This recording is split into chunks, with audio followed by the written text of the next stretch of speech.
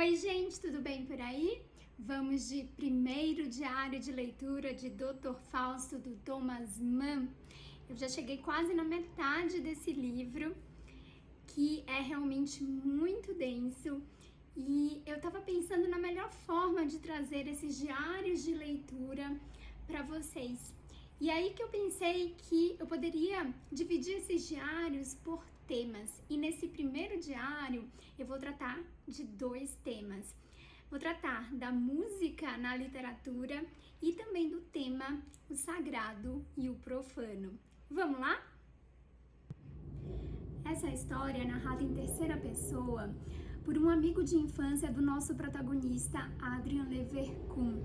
Mas esse narrador se coloca tanto em segundo plano que nós só vamos descobrir o seu nome no segundo capítulo do livro. Ele se chama Serenus Zeitblum. E ele mesmo faz questão de dizer que a vida de Adrian, as suas angústias, o seu espírito lhe interessam muito mais do que a sua própria vida. Em um eterno diálogo com o leitor, o nosso narrador se permite realizar digressões, mas que ele considera que vão contribuir para o entendimento dessa história. Ele se utiliza de técnicas de antecipação de alguns acontecimentos que serão tema central, mas também vai desviando a atenção do leitor para outros acontecimentos mais corriqueiros. Então, a personalidade e a vida de Adrian vão se delineando muito aos poucos. Serenus conta que ele está narrando essa história no ano de 1943, durante a Segunda Guerra Mundial, quando ele já tem 60 anos. 2 anos após a morte do seu amigo. E ele antecipa que isso aconteceu de uma forma um tanto trágica e com uma influência de forças infernais. E para isso eu trago um trechinho. Já na primeira página do livro, o narrador vai nos antecipar. Releio as linhas precedentes e não posso deixar de verificar nelas certa intranquilidade e alguma opressão por demais características do estado de ânimo no qual me encontro hoje, a 27 de maio de 1943, 2 anos após a morte de Leverkun. Quer dizer, 2 anos depois de ele ter saído de trevas profundas para entrar na noite total. E ele deixa uma dúvida no ar se essa opressão, se essa angústia se deve ao momento que ele escreve o livro, ou seja, ao momento da guerra, ou por conta dessa história trágica do seu amigo. Talvez seria uma mistura das duas coisas, pois Serenus deixa também no ar uma certa ligação entre o destino de Adrian e o destino do povo alemão. Mas, como de costume, ele vai depois desviar a atenção do leitor para essa particularidade. Adrian vem de uma família de agricultores que chegou a alcançar uma certa projeção social. Um garoto tímido, mas calado, muito inteligente, que aprende tudo muito facilmente, a ponto dos professores não gostarem tanto dele assim, pois eles notam uma certa indiferença, um certo tédio na personalidade de Adrian.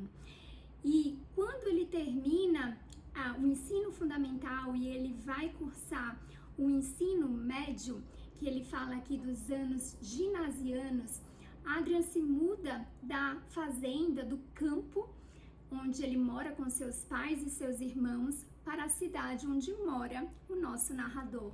E vai ficar hospedado na casa do seu tio, Nicolaus, que é um vendedor de instrumentos musicais e entende muito bem desses instrumentos. Esse não é o primeiro contato de Adrian com a música. Ainda na casa paterna, na infância, ele estava acostumado com as cantorias debaixo de uma tilha que a criada, Honey, realizava no fim de tarde com todas as crianças. Mas o contato mais íntimo, de fato, vai se dar na casa do seu tio. O tio logo percebe o talento de Adrian com os instrumentos, o talento para a música, e lhe sugere que ele tenha aulas de piano com um organista da cidade, o Wendell Kretschmar. Não sei se é assim que se pronuncia. E essa figura, que é um pouco mais velha do que Adrian, vai exercer grande influência nos seus gostos e na sua personalidade. E daqui eu separei mais um trechinho. Sobre a percepção do que é a música, Adrian vai adquirir a perspectiva do seu professor. Era ela, a música, realmente a mais espiritual de todas as artes, o que já se manifestava no fato de forma e conteúdo entrelaçados nela mais do que em nenhuma outra serem simplesmente uma e a mesma coisa. O narrador, que é muito próximo de Adrian, vai delineando, desenhando a personalidade do seu amigo através daqueles que o próprio Adrian escolhe para conviver de perto. Naquele velho ditado, diga-me com quem andas e eu te direi quem és. E o seu professor de piano é uma das primeiras grandes influências na personalidade de Adrian. Todos acreditam que Adrian vai se tornar um grande erudito, dada a grande facilidade de aprendizado desse garoto que já está se transformando num adulto para todas as áreas do conhecimento. Mas, para a surpresa do seu professor de piano, Adrian, ao final dos anos ginasianos, escolhe teologia como curso superior. E, de uma certa forma, ele se afasta momentaneamente do seu destino. E daqui eu trago mais um trecho. Quem quiser poderá encontrar nisso razões suficientes para a nítida indiferença que Adrian manifestava com relação ao mundo dos instrumentos. Ele mesmo, em todo caso, era da opinião de que essas razões deviam ser consideradas suficientes e assim as reputava. O que pretendo dizer é o seguinte: Adrian escondia-se atrás delas, escondia-se da música. Por muito tempo, com pressaga pertinácia, esse homem escondeu-se de seu destino. Adrian, no fundo, escolhe teologia por pura altivez, quase uma arrogância, por essa ser a rainha da filosofia. Mas nem a teologia lhe salva da tentação da música, pois mais adiante ele voltará para o curso do seu destino e passará a estudar música, nem da tentação da carne.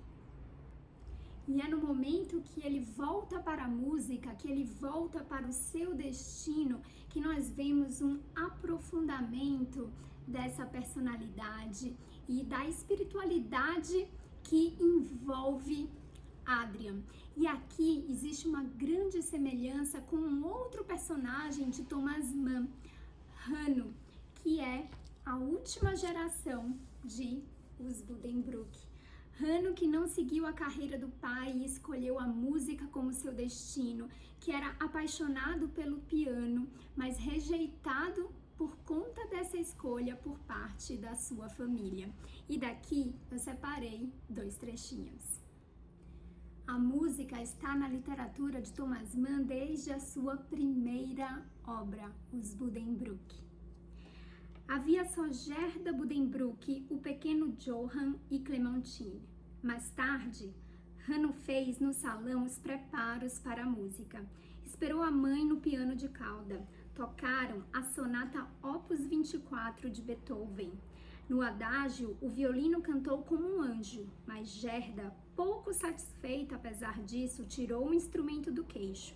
Examinou-o com mau humor e disse que estava mal afinado. Não tocou mais e subiu para descansar. Não obstante, Hanno decide por tocar o piano sozinho. Aproximou-se do piano, visivelmente comovido. Alguns instantes ficou ali, de pé. O seu olhar imóvel e vago dirigia-se para determinado ponto e depois, lentamente, se tornou mais escuro, velando-se e confundindo-se. O menino sentou-se e começou uma das suas fantasias. E ao tocar o piano, era quase como se Hanno entrasse em transe. O que acontecia? Que era aquilo que se passava com ele? Porventura ali se superavam obstáculos terríveis, se matavam dragões, se galgavam penedos, se venciam rios a nado e se atravessavam chamas? No culto fanático desse nada, desse fragmento de melodia, curta e infantil invenção harmônica de um compasso e meio, havia algo de brutal e embotado, e ao mesmo tempo de ascético e religioso, alguma coisa de crença e abandono de si próprio. Thomas Mann era grande admirador de Wagner e de Schopenhauer, e no pós-fácil de Os Buddenbrook tem uma passagem muito interessante. De acordo com alguns críticos, a sequência das gerações de Os Buddenbrook na sua vida intelectual corresponde ao modelo das etapas da consciência de Schopenhauer. Ingenuidade em Johann, religiosidade em Jean, filosofia em Thomas e arte, que é o auge dessa consciência intelectual em Hanno. Esse mergulho vertiginoso da literatura envolvida pela música também acontece na obra de Tolstói em A Sonata a Kreutzer. Aqui temos um protagonista muito angustiado que confessa o seu crime passional por ter um ciúme doentio da sua esposa. Como se a música dessa sonata, os seus altos e baixos, demonstrasse os diferentes tons das angústias humanas. Esse é o grande tema da vida de Adrian, a música como verbo. Ele passa a ser criador de música e quando ele retorna para o seu destino, ele quer compor em cima de uma comédia de Shakespeare. O assunto devia ser precisamente a comédia de Shakespeare. Propunha-se glorificar essa almejada aliança com o verbo, que a música pudesse ser verbo. E por mais que a música, segundo Adrian e seu professor de piano, seja a mais espiritual das artes, ela não evita que Adrian seja tocado pela tentação da carne. E aí o sagrado e o profano se fazem muito presentes nessa obra, mas não apenas nessa, também em uma outra obra do Tolstói, Padre Sérgio, em que um padre é tentado por uma mulher e o desejo é despertado.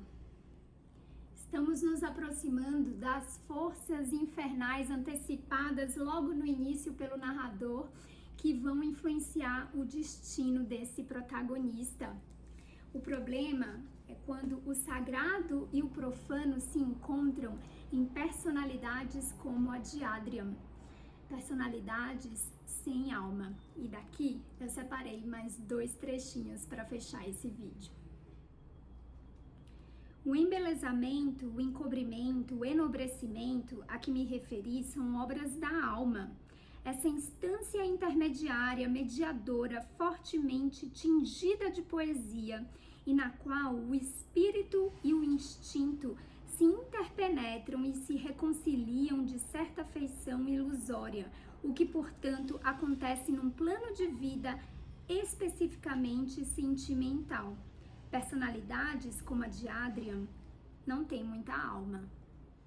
E é nessa tentação que o nosso narrador conclui. A altivez do espírito sofrera o trauma do encontro com o instinto privado de alma. Essa foi a reflexão VIP do dia no primeiro diário de leitura de Dr. Fausto do Thomas Mann. Espero que vocês tenham gostado. É isso. Beijo e até o próximo diário. Oi, gente, tudo bem por aí? Vamos para o segundo diário de leitura de Dr. Fausto, do Thomas Mann. O tema desse diário vai ser o bem e o mal e liberdade. Temas esses que serão muito bem abordados aqui, principalmente quando a gente chega no pacto fáustico que é firmado entre Adrian, o nosso protagonista, e o diabo. Vamos lá? Ao final do último diário, eu comentei que nós estávamos nos aproximando das forças infernais que envolveram Adrian e das tentações exercidas pelo diabo. Talvez a mais persuasiva seja a tentação da carne. E foi a essa tentação que Adrian sucumbiu. Quando ele retoma os estudos de música, largando a faculdade de teologia, ele muda de cidade. E o homem que o ajuda nessa mudança prega uma peça nele, pois quando ele pergunta aonde ele poderia comer, o homem acaba lhe deixando em um bordel em vez de um restaurante. Adrian fica assustado e esse ex-estudante de teologia que tem a castidade como um valor, ele acaba se deparando com diversas moças que trabalham ali, mas uma delas, chamada Esmeralda, toca-lhe a face e esse toque jamais será esquecido pelo músico. Ele também encontra um piano, toca algumas notas musicais e acaba fugindo daquele lugar com o qual ele não está nem um pouco familiarizado. Adrian conta esse fato inusitado da sua vida como uma anedota engraçada na sua carta endereçada a Serenos, o narrador dessa história. Mas Serenos sabe que por mais que ele não tenha dado atenção a essa anedota na sua carta, isso ficou marcado na vida de Adrian e terá consequências no seu destino. Como eu disse, Adrian não consegue esquecer Esmeralda e ele volta naquele lugar para procurá-la, mas descobre que ela já mudou de cidade. E aí que ele usa de pretexto um concerto numa outra cidade essa aonde Esmeralda foi morar, para ir ao seu encontro.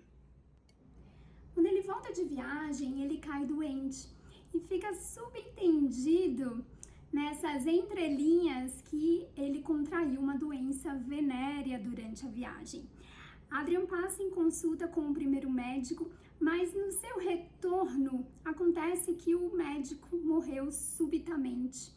Ele vai então à procura de um segundo médico e no retorno da consulta para continuar o seu tratamento, esse segundo médico é preso. E o que mais intriga Serenos é que Adrian, ele não se interessou pelos motivos desses acontecimentos tão inesperados, a morte súbita do primeiro médico e a prisão do segundo. Serenos, ele já está pressentindo um desenrolar trágico para os acontecimentos da vida do seu amigo. Lembrando que Serenos, o narrador dessa história, é um humanista e ele enfatiza isso por diversas vezes, mas ele também é católico, ou seja, ele não cai no drama do humanismo ateu relatado por Henri de Lubac. Adrian, sim, vai estar muito mais envolvido com as teorias desse livro do que o próprio Serenos. Em suas aulas de teologia, Adrian já tinha adquirido alguns conceitos sobre o porquê da existência do mal com o seu professor, Dr. Schlepfus. E daqui eu separei um trechinho. Segundo o docente, era tudo aquilo, era o mal, era o próprio mal, necessária consequência, inevitável acessório da santa existência de Deus mesmo.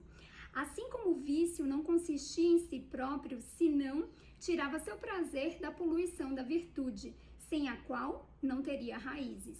Em outras palavras, o vício constava do gozo da liberdade, quer dizer, da possibilidade de pecar, inerente ao próprio ato da criação. E aqui a gente chega ao tema central desse segundo diário de leitura. Será que de fato o mal e o vício gozam da liberdade? E o nosso narrador Serenos vai refletir sobre isso. Serenos, que crê em Deus e é católico, pensa com ele mesmo. Liberdade. Que aspecto estranho tomava essa palavra na boca de Schlepfus? Sim, certamente recebia uma entonação religiosa, já que ele falava como teólogo e em absoluto se referia a ela de modo desdenhoso. Antes, pelo contrário, sublinhava a elevada importância que Deus devia atribuir a essa ideia de liberdade, porquanto preferira expor homens e anjos ao pecado, ao invés de subtrair-lhes a liberdade. Afinal, Deus deu ao homem o livre-arbítrio.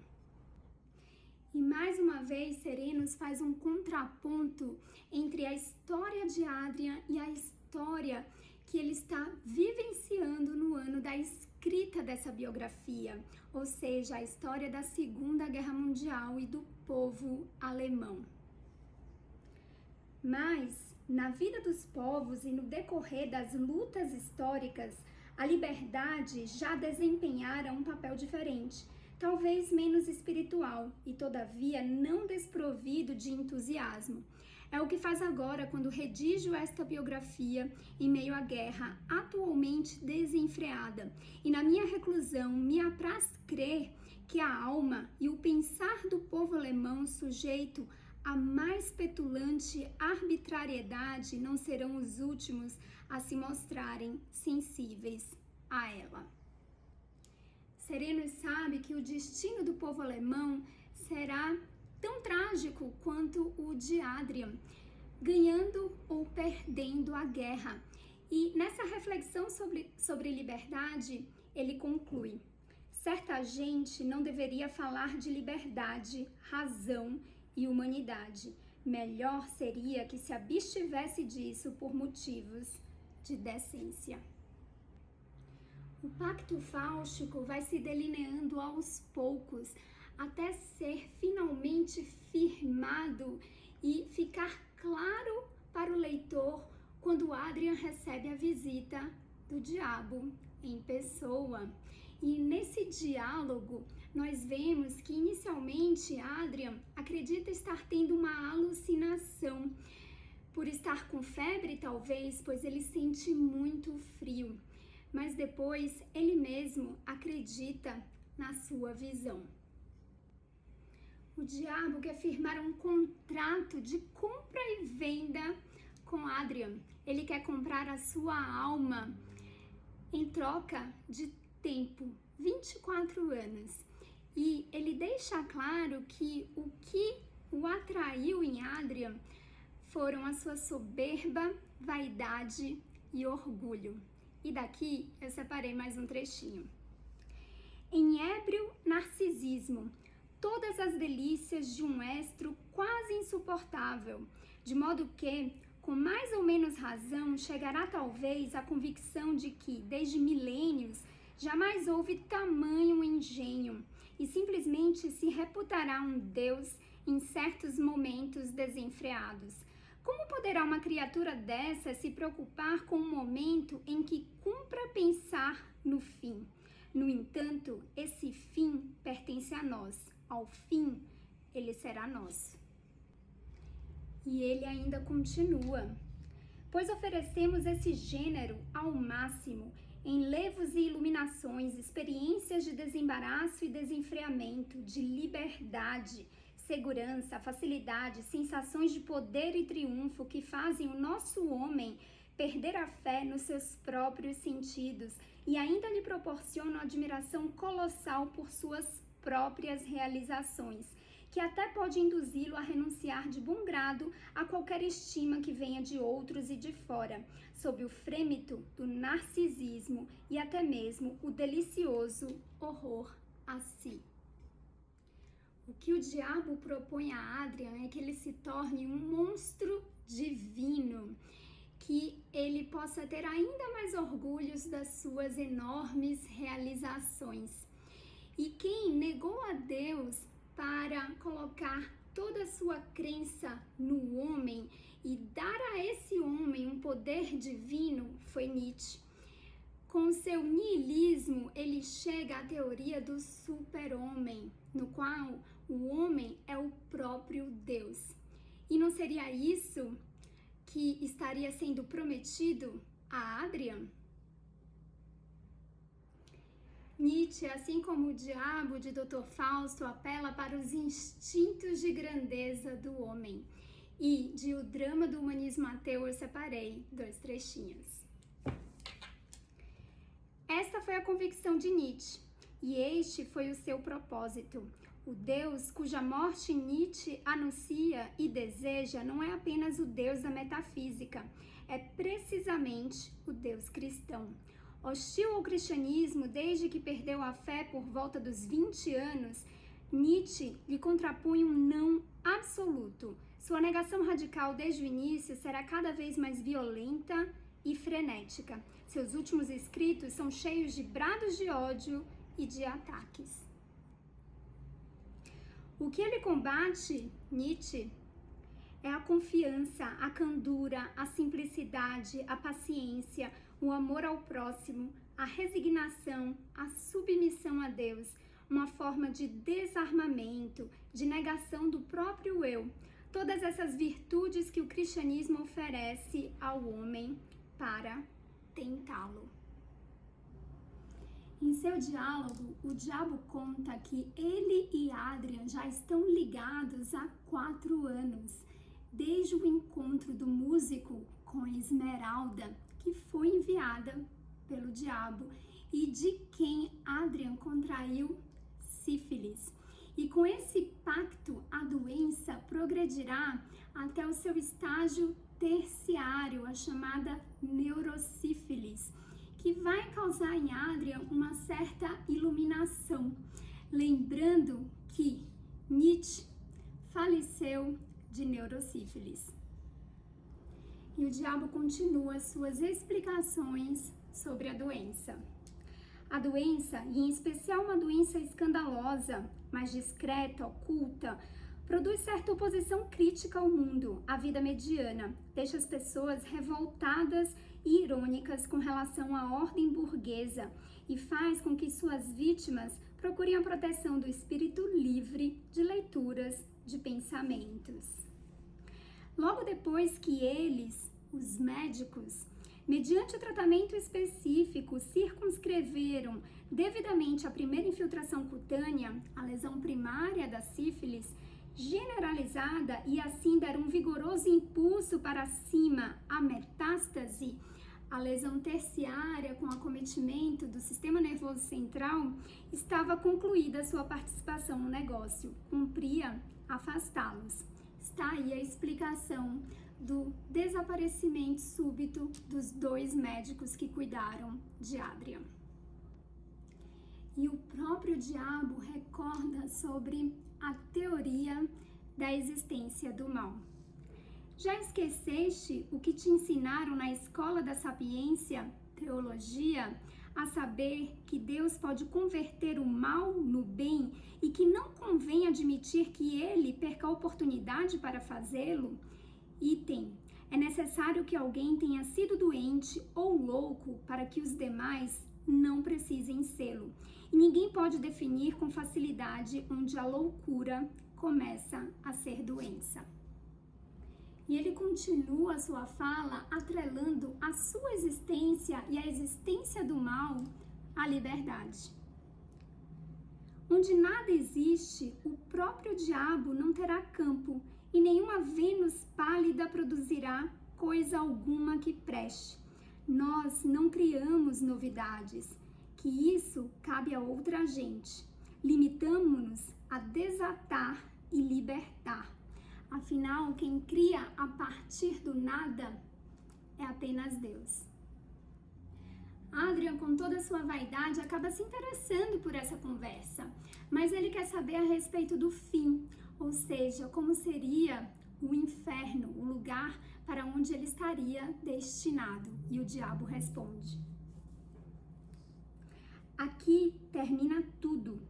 Toda a compaixão, toda a mercê, toda a indulgência, até o derradeiro vestígio de acatamento à objeção suplicante, incrédula de não podeis infligir isso a uma alma.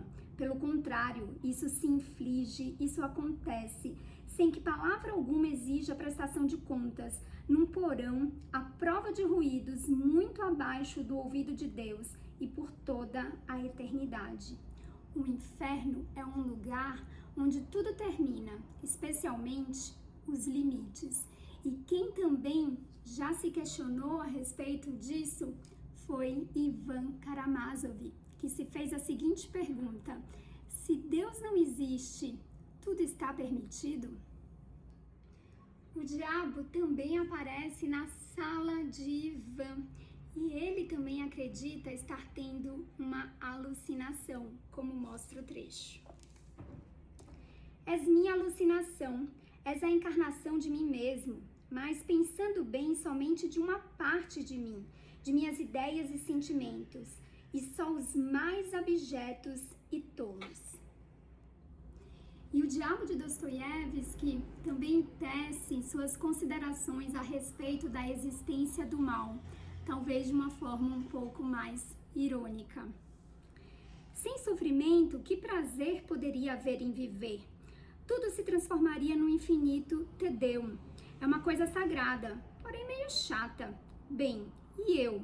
Sofro e, no entanto, não vivo. Sou o X de uma equação indefinida. Sou uma espécie de espectro da vida que perdeu todos os fins e princípios e acabou esquecendo até como se chama. Mas será mesmo a vida nietzschiana sem os limites morais impostos pela crença em Deus, onde o homem precisa se responsabilizar pelos seus atos? Vida essa que é proposta pelo diabo a Adrian nesse pacto fáustico, uma vida de repleta liberdade? Eu diria que seria uma vida muito mais escrava dos vícios. Espero que vocês tenham gostado desse segundo diário de leitura. É isso, beijo e até o próximo diário. Oi gente, tudo bem por aí? Vamos para o terceiro e último diário de leitura de Dr. Fausto, do Thomas Mann.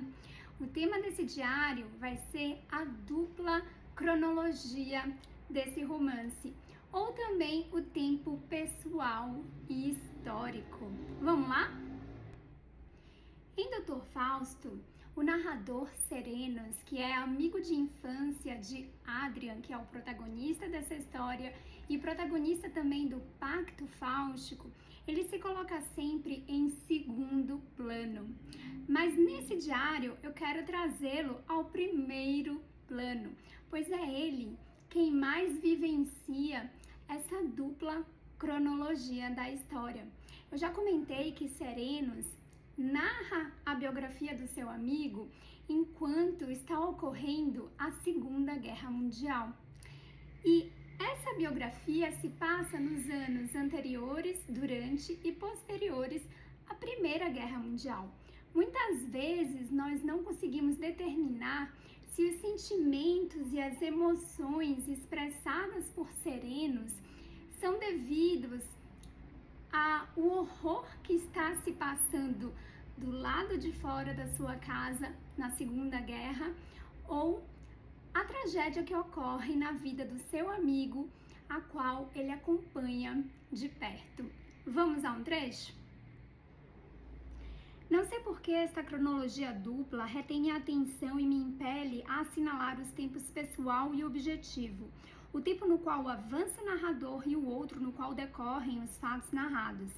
Trata-se de um entrelaçamento muito peculiar de épocas, destinadas, aliás, a se unirem com uma terceira, que é o período que o leitor um dia talvez aproveite para tomar conhecimento do que comunico. Assim sendo, ele se defrontará com um triplo registro de tempos, o seu próprio, o do cronista e o histórico. E ainda um outro trecho. Claro, o momento em que redijo essas linhas tem um ímpeto histórico infinitamente mais vigoroso do que os tempos cujo decurso relato, os tempos de Hadrian, que tão somente o levaram até o limiar de nossa época inacreditável. E invade-me a sensação de que tanto a ele como a todos que já não estão entre nós ou já não estavam em nosso meio quando isso começou, deveríamos dedicar de todo o coração ó, bem-aventurados, repousai em paz. Mas além dessa dupla cronologia do relato pessoal versus o relato histórico, temos aqui também o desejo do próprio protagonista Hadrian de unir as duas pontas do seu destino. O local onde ele decide viver e onde ele compõe a sua grande obra, que é a ópera Lamentação de Dr. Fausto, guarda grande semelhança com a casa da sua infância. E quando ele se aproxima do fim determinado pela ampulheta de tempo do diabo, é a sua mãe que vai resgatá-lo e trazê-lo de volta à sua casa paterna. Outro personagem, esse de um clássico brasileiro, Dom Casmurro de Machado de Assis, também tentou unir, no auge da sua angústia e da sua solidão, as duas pontas da sua vida. E daqui, de Dom Casmurro, eu trouxe um trechinho. Bentinho diz: o meu fim evidente era atar as duas pontas da vida e restaurar na velhice a adolescência. Pois, Senhor, não consegui recompor o que foi nem o que fui. Em tudo, se o rosto é igual, a fisionomia é diferente. Se só me faltassem os outros, vá. Um homem consola-se mais ou menos das pessoas que perde, mas falto eu mesmo, e esta lacuna é tudo. Mas as conexões VIP entre esses dois livros não param por aí. Vejamos outro trecho de Dom Casmurro. Deus é o poeta, a música é de Satanás. Jovem maestro de muito futuro que aprendeu no Conservatório do Céu, rival de Miguel, Rafael e Gabriel, não tolerava a precedência que eles tinham na distribuição dos prêmios. Pode ser também que a música em demasia doce e mística daqueles outros condiscípulos fosse aborrecível ao seu gênio essencialmente trágico. Tramou uma rebelião que foi descoberta a tempo e ele expulso do conservatório. Tudo se teria passado sem mais nada se Deus não houvesse escrito um libreto de ópera do qual abrir a mão, por entender que tal gênero de recreio era impróprio da sua eternidade. E afinal de contas, Hadrian faz um pacto fáustico de tempo, e quem delimita esse tempo é o diabo, mas Deus, ele fica com a eternidade. Essa relação com o tempo é sempre alvo de reflexão e muitas vezes de angústia, porque o que o homem mais teme no fundo é a sua finitude. E isso se deve à ausência de um olhar sobrenatural que vise o eterno. Outro clássico, esse da literatura russa, O Mestre Margarida de Bulgakov, também guarda uma dupla cronologia e também traz um pacto fáustico. Se por um lado temos a visita de Satã e seu séquito a Moscou, colocando a cidade de cabeça para baixo e mostrando toda a degeneração moral da era stalinista, por outro, temos capítulos destinados a rememorar a história da condenação de Jesus Cristo por Pôncio Pilatos, que, mesmo sabendo da inocência de Jesus, resolve lavar as mãos. Pôncio Pilatos é acometido pelo pior dos vícios, a covardia. E daqui eu separei um trechinho. Pilatos leu alguma coisa.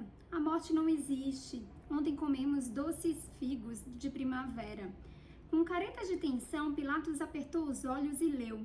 Vemos o rio límpido da água da vida. A humanidade olhará para o sol através de um cristal transparente. Daí Pilatos se sobressaltou. Nas últimas linhas do pergaminho, distinguiu as palavras.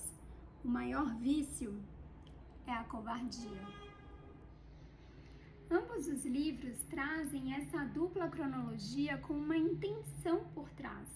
Mostrar que a história se repete porque o homem é um ser caído.